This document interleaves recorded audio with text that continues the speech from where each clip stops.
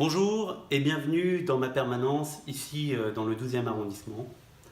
Je souhaitais cette semaine revenir sur les événements tragiques, cette semaine dure que nous avons vécue ensemble, remplie d'émotions, avec évidemment ces attentats qui ont eu lieu à Trèbes, et puis l'assassinat horrible de Mireille Knoll, qui était une survivante de la Shoah et qui a été assassinée dans son appartement avant d'être brûlée dans le 11e arrondissement. Une semaine très dure, mais aussi une semaine d'espoir. Une semaine d'espoir parce que nous avons un héros, le colonel Arnaud Beltrame, qui s'est révélé en tant que membre de la gendarmerie, comme quelqu'un qui s'est levé contre le fanatisme islamiste et le djihadisme. Un espoir aussi parce que nous étions très nombreux hier à marcher à la mémoire de Mireille Knoll et à vouloir lutter contre l'antisémitisme. Alors moi je ne suis pas naïf, cela fait des années que je me bats contre les idées extrémistes. Et on l'a encore vu aux dernières élections présidentielles. Malheureusement, beaucoup de nos concitoyens sont dans un ressentiment, sont dans une haine de l'autre, et parfois vont voter pour des partis politiques extrêmes.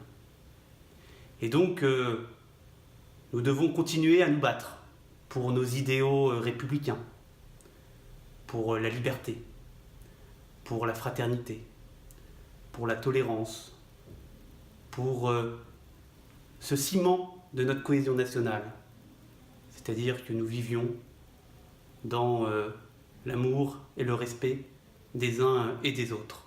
Ce combat-là, c'est un combat finalement depuis le début de l'humanité et que nous devrons continuer à porter.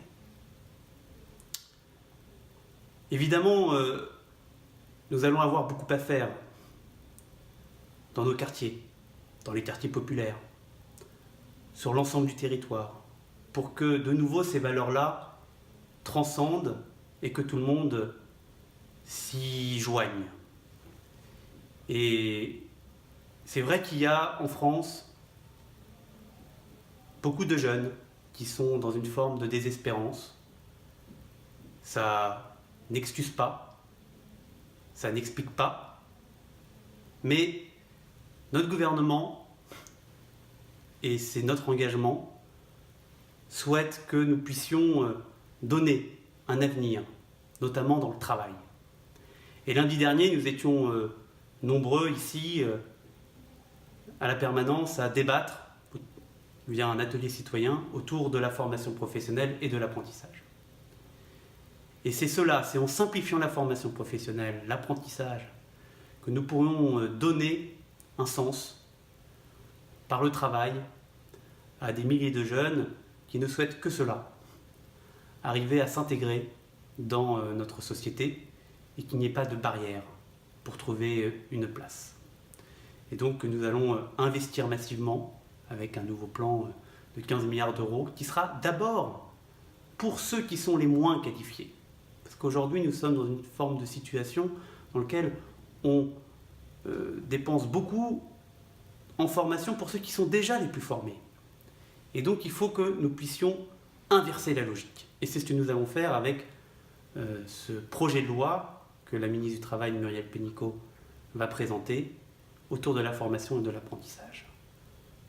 Investir massivement pour ceux qui aujourd'hui n'arrivent pas à trouver une place dans notre société. Je vous souhaite un très bon week-end de Pâques et à très bientôt.